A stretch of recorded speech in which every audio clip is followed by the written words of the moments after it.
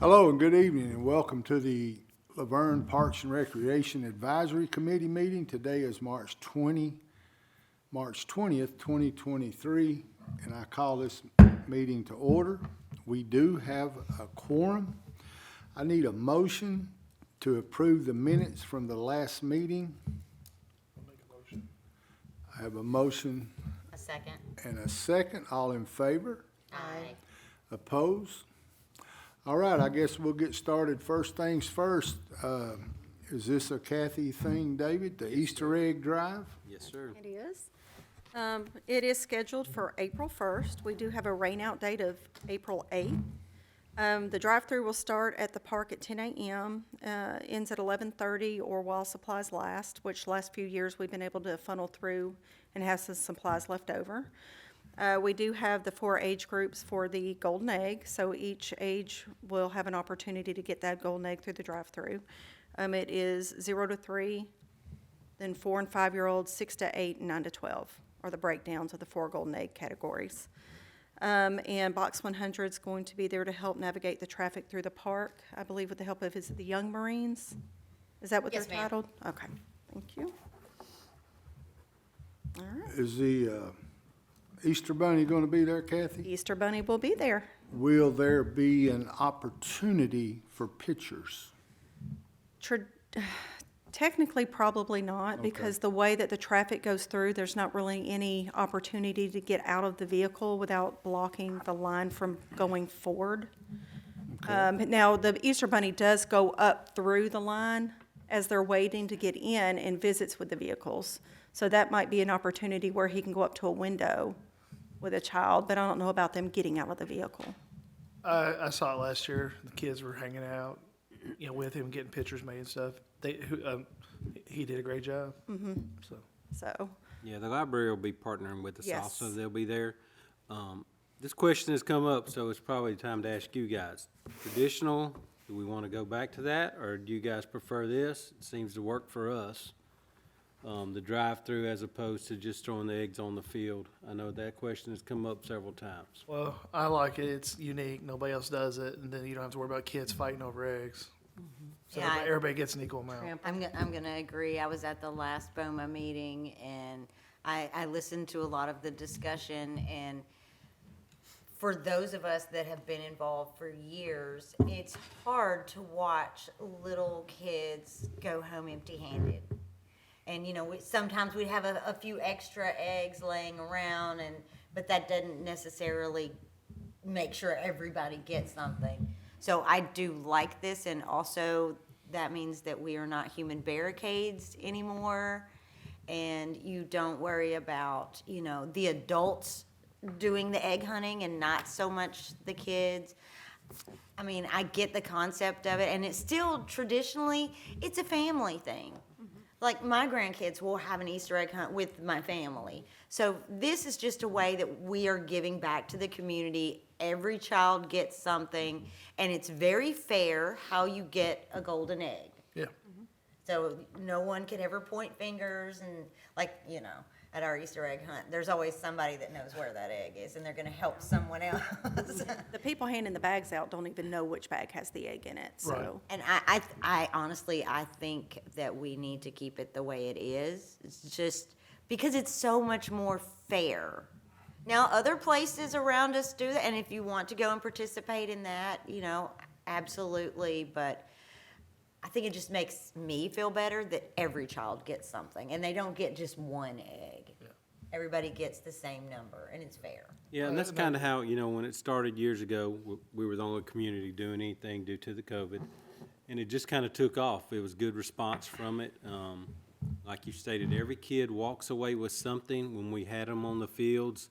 If it started at 10, parents, due to whatever reason, traffic, get up late, they're going to be running late. So the time they get there, if it's done, then you've got disappointed kids. This way, every kid walks away with something. Yeah. And think about too, if you're, whether you're a single parent or not, if you've got a car full, you have 2 or 3 different age groups trying to get everybody out and get here and here and here. It's just easier. You're all in one place. Everyone gets an age appropriate bag. without having to drag out strollers and rush from one field to the next. And, you know, maybe the oldest child gets way more than the youngest, and then they're just crying all the way home. This is truly just the most fair. I think so, way. but it's also gotta be easier on the city, because you don't have to pay anybody to clean up. We don't have people hanging around. You don't have trash. Kids eating candy, throwing wrappers everywhere. Yeah, as far as crowd control, it's easier on us. As far as manpower, we still staff it. Right. You know, just to make sure, we try to prepare in case something does go wrong. We've got staff on hand to take care of that. Yeah, it's far much easier, but we don't wanna take that stance that we're gonna do this because it's easier on our staff. No, I We're just, here to provide a service. And I feel like it's easier on the parents. Well, and I think the service is getting provided Yeah. in a much more organized fashion where everybody is getting something, as opposed to we're gonna throw 2,000 eggs out on the field and just go get them. right. Well, I was doing it as a bonus, like it's Yeah. a bonus, easier on the city. Plus, Exactly. like with the quality for the kids, because every kid gets something. Right. Yeah, it's definitely more organized and easier for us to handle this way. But we just want to get that out there because, you know, it's hard to please everybody. You're not going to please everybody all the time. And, you know, I don't say we take enough negativity, but we want to give a positive spin to what we can. So we're not missing out on, like, where families are, you know, packing up their strollers, gritting a blanket, picnicking, and playing in the park as well. This is, they're just driving through and leaving. So we're kind of missing out on the family kind of time. Well, and we Kids, when they see never, that park, they're like, I want to get out of the car. yeah, and go you play." know, the park is still open, so if families know, want to come and enjoy that, they can. But we never really had that kind of experience anyway. What we realized was once the egg hunt was done, most people left. The only year we had people stick around is the fire department partnered with us and did some different activities. So yeah, I don't know if we're really, we haven't seen a sad face come through that line in the several years that we've been doing it. Mr. Giles, you was there with us last year. What's your take? I agree with the pass through. The first 2 years, first year it was a little less organized. Last year it rolled real smooth. I liked it a lot. I think that's a better idea. My take on it is a couple of things. The first and foremost is I've been coming to these things since the inception, and kids, when they went out on that field, they got trampled, for lack of better words, trampled. I think that hunting Easter eggs is always fun. I agree with Laura as far as most families have got an Easter egg hunt. But being the old man up here, when I see those grandmothers and great-grandmothers and great-granddads come through there with all those great-grandchildren, they ain't got to get out of the car, go chase them down. They got walkers, they got canes or whatever. They're there. Every kid gets something. I like the organizational part of it. The traditional Easter egg hunt, if we was guaranteed a beautiful day, you know, We're not famous for that. and with David involved, that usually don't happen all the time. But I like this, and we were just talking about this right before the meeting started. Us as collectively as a board, we have to make hard decisions up here. And there's gonna be some people that don't care for it, and that's fine. That's their prerogative. But I think as a whole, it's been, the last couple of years, it's been good. It's you know, last year it was super cold. And I know a bunch of those kids and parents and grandparents would not want to been out in that, trying to take care of their little boy or girl, trying to do that. So I kind of like, I think you're on to something here, David, and I like the way it is. Yeah, I think there's plenty of hunts, if that is, you know, the priority there in your household. Churches have them. Some schools have them, daycares have them, obviously families. So this is just something a little extra and nice on behalf of the city. And in doing this, we are ensuring that every child gets something that comes through that line. For the most part. Get some crazy numbers. All right, any more questions about this? All right, we'll move on to the block party touch-a-truck. Okay. Block Party Touch-a-Truck is scheduled for May 13th from 11 to 4. We've ordered 500 hats and vests this year to give away to the kids for the event. We've got a DJ scheduled to play music. The Buzz will set up and do giveaways from noon to 2 p.m. And we've got vendors, food trucks, and displays for the Touch-a-Truck already registered. So What time does that start? it's 11 a.m. to 4 p.m. that day. And we have activities for the families as well. So we're just combining the block party and the touch truck. We are. Yeah, the Touch-a-Truck was a 50th anniversary thing last year, but it was so popular, and it was really hot in June, and also school's out. So we tried to combine it so that it's before school gets out, and they're still in school and not on summer vacation. Yeah, the heat didn't agree with my granddaughter, and she got sick. Yeah, It was an amazing event, though. it was an Huge amazing turnout. So, and we, of course, with the block party, anticipate a lot more this year for the event. So we doubled up on the vests and the hats to make sure that they go a little further. So, 2 questions. The first one is, do we need to reach out to Mr. Graham about the helicopter? we actually spoke to him today about that. I've already reached out to my contact from last year, and I haven't heard back. So he is going to reach out for us to see if he can get us a quicker response. And I know that this is kind of a major event, and it's probably too big to have a rain-out date. It is. Normally with vendors, we don't do rain-out dates. Yeah. So we do not have one scheduled right now. Is there a vehicle that we want that we haven't gotten yet, or? Do you have something in mind? I mean, I we've have, got, I have a different opportunity right now, so I might be able to okay. acquire certain vehicles. Do you know, Kathy can probably tell this better than me, what is the cost of getting one of those monster trucks out? Sheila actually would be Well, able okay. to What have was that it? information. What was it, Sheila? It was huge. Huge. It was a lot. It was, It was like $12,000 or something. Yeah. I think it was more than that. She on what I reached looked out into. last year, Yeah. and it was, It wasn't like that, because I've changed jobs and Oh. we have a huge fleet and we have all kinds of vehicles. oh, okay. No, I'll get with you after, but I mean, Yeah, I can talk to you after and we can. yeah, but we've got some returning displays from last year, and we've got some new displays this year that we didn't have last year. So we'll welcome anything you can provide. Even if we have 2 of something, it's going to be different than the We next. have so many lines. So many, yeah, it'll be good to have. 2 Right. is great. Right. So, and we did 3 buses last year. So, yeah, Such I'll a get with hit, you. those things, the buses. So I'm gonna be out of town. I'm gonna need somebody to take a lot of pictures. Okay. A lot. And hopefully, my grandsons will not be out of town and they will get to come because they really loved it last year. The hats and the vests and all of that. Well, Ann usually walks around and takes pictures that day, don't she? She did, yeah. Yeah, that's She what shows I- up. Mm-hmm. That's what I thought. You can take pictures.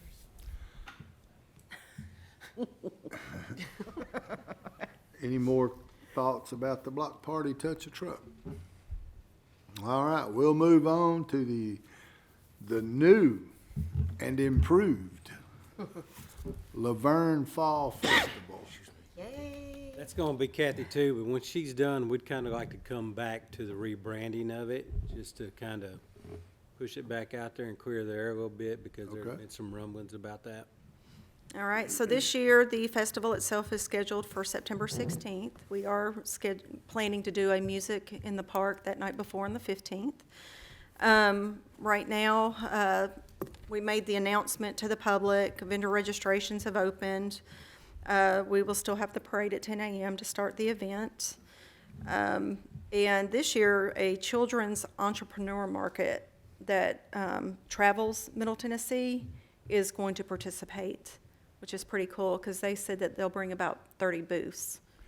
Entrepreneur market. It's a market strictly run, the crafts and so forth are all done by children.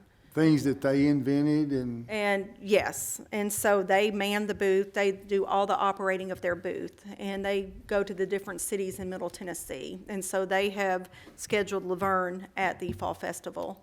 So this will be our first time with them? It'll be our first time. I think this might be their first year in Tennessee, maybe their first or second. So they've had them in other states, but like surrounding cities have them in their schedule, and we were lucky enough to be able to get them in ours. So that'll Awesome. be pretty cool. Oh, that's neat. Sounds fabulous. So What band do we have for music in the park? we, for the night, we haven't gotten Oh, you one haven't. scheduled yet. Mm-mm. So we are still working out the details on the music. so David, you want to talk about the rebranding? Well, you know, that's an idea we had kicked around for years, rebranding. I grew up here, and I don't want to use that as a crutch or a cop-out. I personally don't have an issue with the rebranding.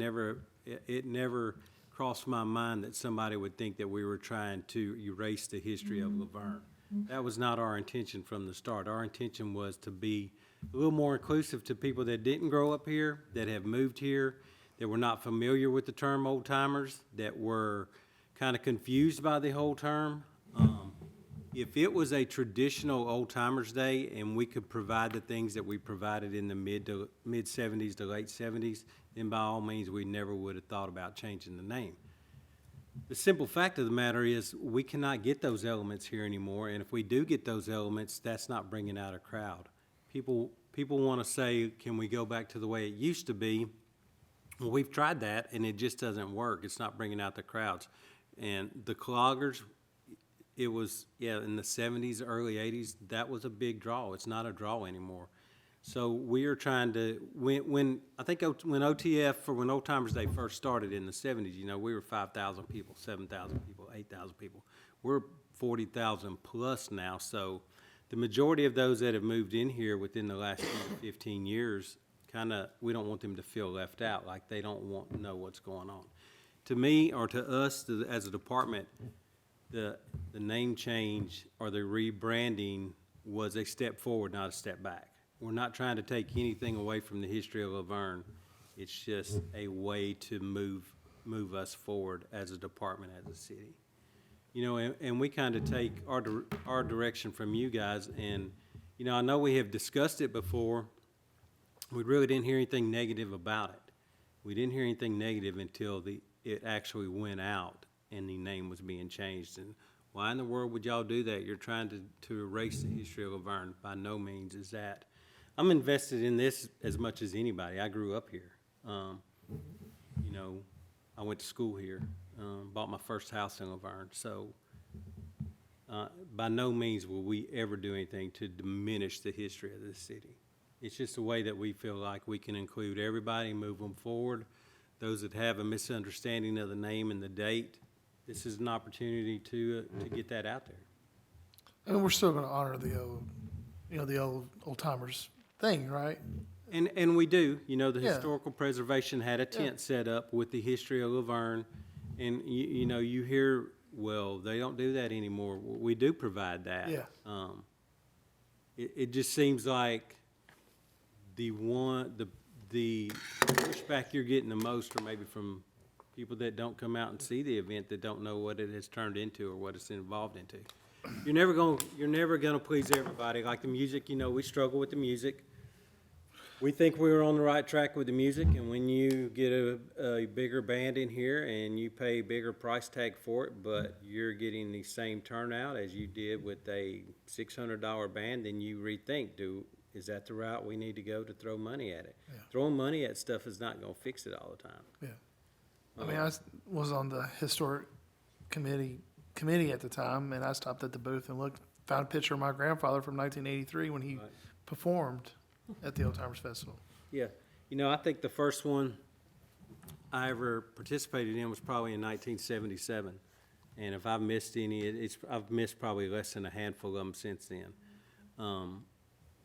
the people I grew up with from Laverne that I have talked to about the name change don't really seem to have an issue with it. We're providing a service. That's our job, to provide a service to the public. So we just wanted to get that out there because we don't want you guys taking a whole bunch of heat, you know, as who approved that. I didn't know anything about it. It's been discussed with this board, you know, a couple times. Yeah, we talked about it multiple times. Yeah, I don't think anybody, really was super upset that I, you know, have spoken to. They did bring up that they weren't super happy about the name change, but at the same time, that name, like you said, it doesn't represent the entire city now. There's so many people that have moved here, and we do have the tent with the historic part, but that in itself cannot encompass an entire festival anymore. There's too much demographic to cover, so trying to do a little bit for, you know, kind of every age demographic, and I think you're doing a very great job of that. Just, you know, Well, I think the name's more inclusive. Well, it is, but I'm saying if you come out and you walk around through the festival, Yeah. then people being upset about a name would, you know, maybe have to rethink that. When you look at everything that's out there, that name just doesn't cover everything that we're trying to bring to the community. and you know, we were asked, okay, if you change the name, what are you gonna offer? Well, we're still gonna try to offer the same elements. You know, if we can get a blacksmith, we're gonna have a blacksmith. If we can, you know, soap maker, basket weaving, glass blowing, those are still elements that we want to be a part of this festival. Just because the name change, you know, it's not that we're gonna try to get rid of everything that made Laverne what it is. So we just want to throw that out there and kind of, you know, I'm sure you guys have had a little bit of backlash. Oh, you're doing a great job. We appreciate you. Don't be discouraged. Agreed, not at all. Two questions. Carnival and parade. The carnival person actually confirmed with Andrew that they will be back, but we have not yet got the contract, so we've not really advertised it because without that signed contract, you know what I mean? It's the end of August. I just don't recall the exact dates. Does Evan have to go over that He contract? does. He Okay. does. And then the parade for the Fall Festival parade, it's still at 10 o'clock that morning. It'll still feed into the park and start the festival. I think this year, we're not gonna have a choice but to limit the amount of horses that are in it. I was just about to ask Yeah. that. And that's not gonna be popular either, but we have to, you know, if you're not pre-registered, and we're gonna have to cut it off at least by 50. You know, we have 250 horses in there. It's just unmanageable for us. It is, and it's like they're all going over the park, trying to load the horses back up. It become, you know, we watched it. chaotic. It was a logistic nightmare. And we're also reaching out to more areas for people to participate, so we need that room, because we can't really expand the list if we have 200 horses. So we're trying to include more elements in the parade as well.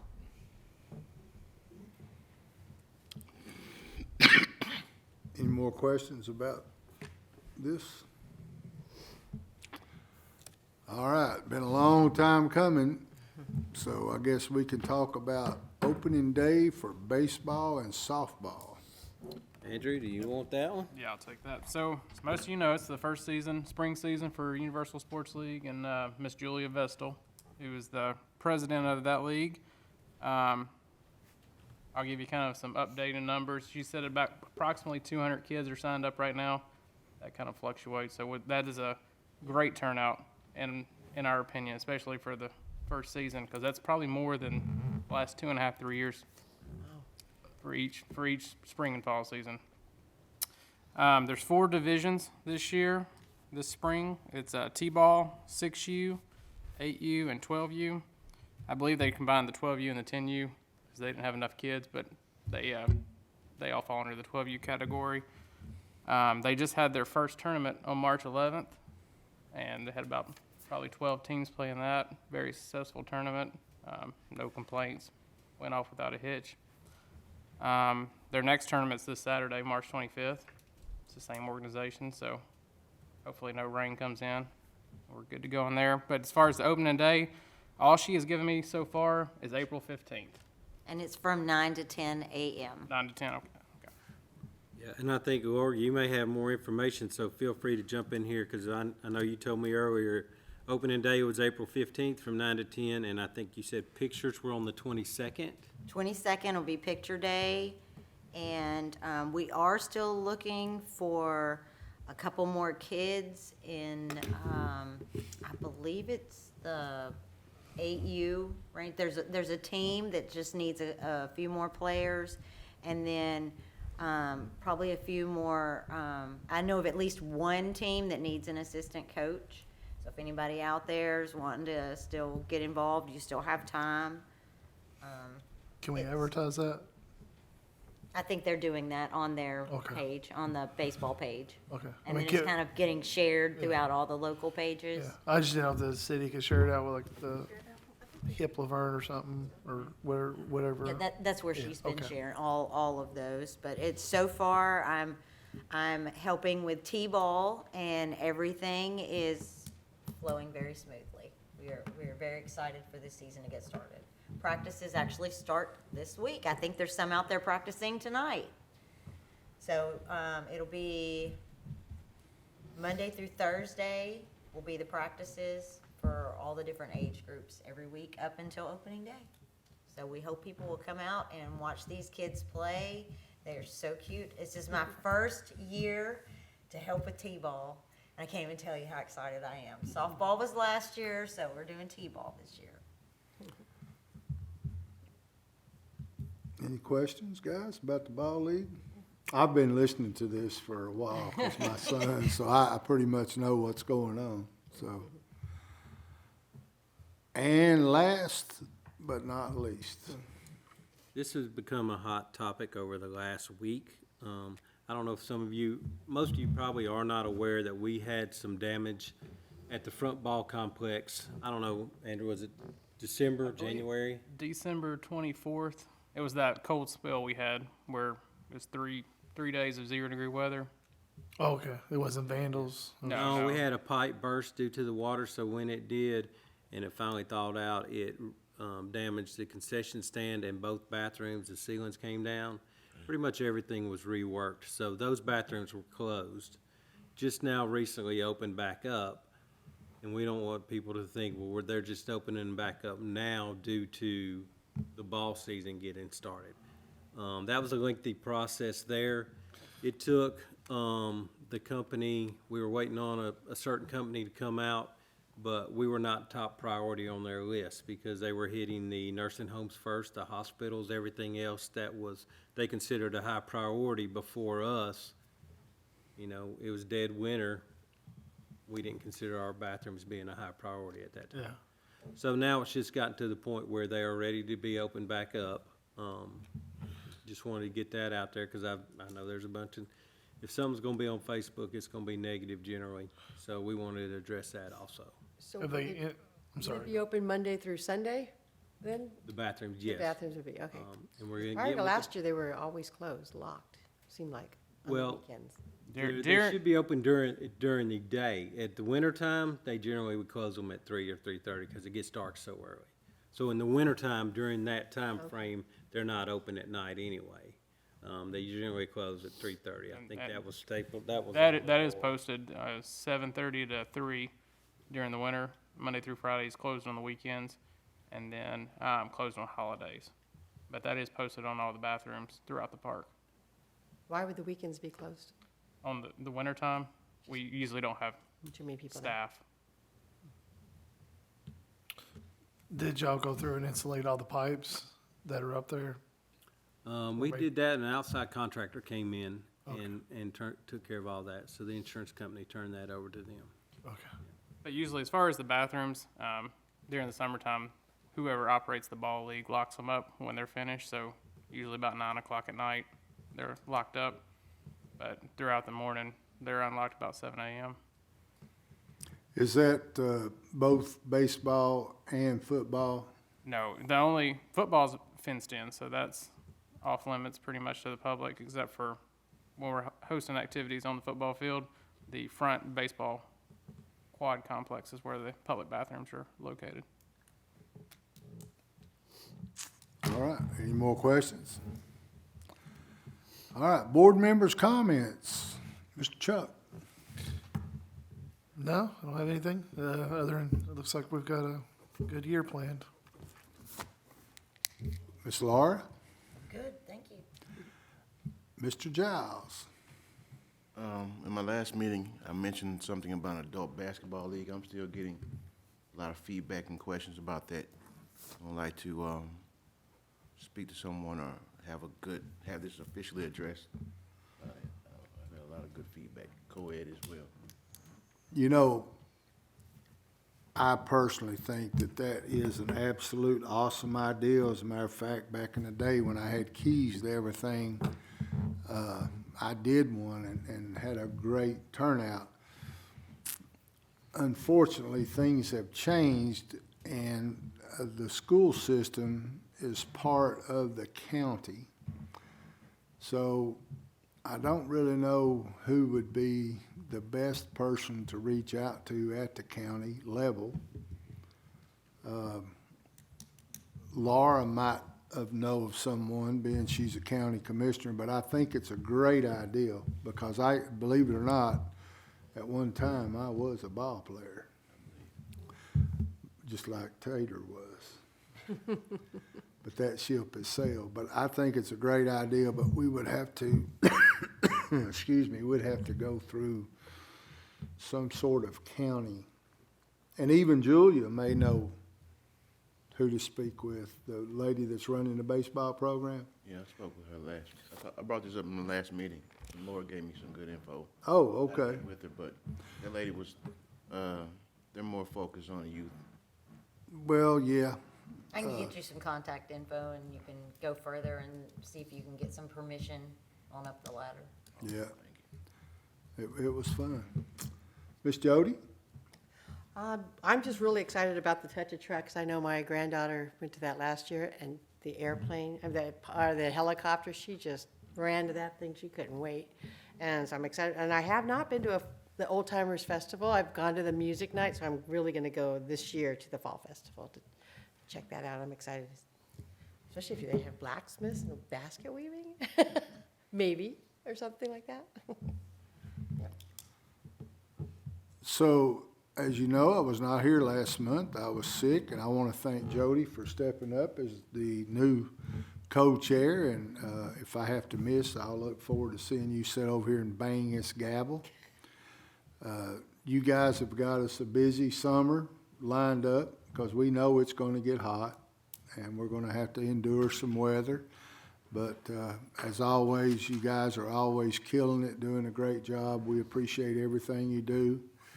Our next meeting will be on April the 17th, right here in this same place. I hope we'll have a full quorum. I hope Mr. Rick is back feeling good, and Miss Felicia. I don't know what I was thinking of. Anyway, with that, I call this meeting adjourned.